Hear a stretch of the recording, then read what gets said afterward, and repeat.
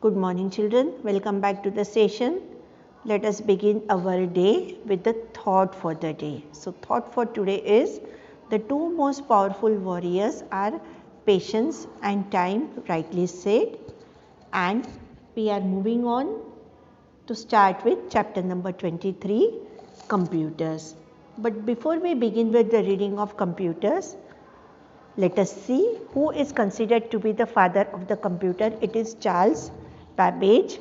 He was a mathematician, philosopher, inventor and mechanical engineer, and in 1883 he invented all the parts that are now used for a modern computer, and it was he who originated the concept of a digital programmable computer, and he is considered by many as the father of the computer.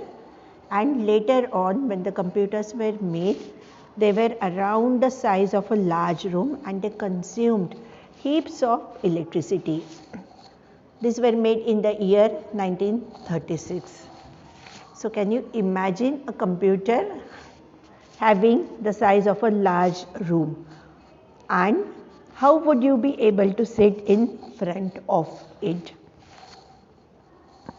So, these were some interesting facts. Let us move on to page number 51.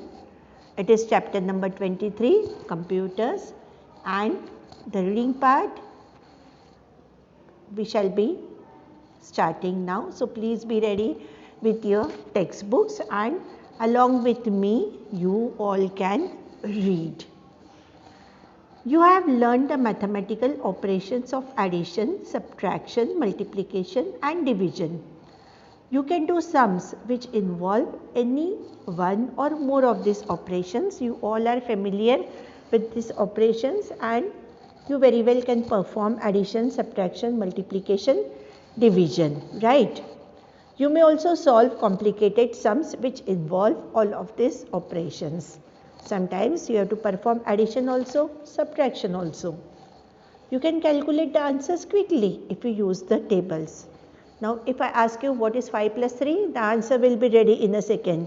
If I ask you what is 10 minus 5, you will be able to immediately answer my questions. But sometimes it is necessary to carry out very complicated calculations that involve very large numbers. Yes, sometimes if the calculations are with 10 digits or even more, then we require some special help. Even those digits we cannot enter in our calculator. Then you waste a lot of time checking and rechecking your answers. How can we avoid these errors and wastage of time? So, when we are supposed to perform complicated mathematical operations, then even a calculator is of no use. At that time, who can come to our rescue? Of course, a computer. So, a computer is a machine that is an answer to all these problems. Computers can solve problems and carry out the most difficult calculations with amazing speed and accuracy. So, this can be considered as the most important aspect of a modern computer, that they can perform any operation within fraction of seconds. That is why they are required everywhere, and not only for calculations.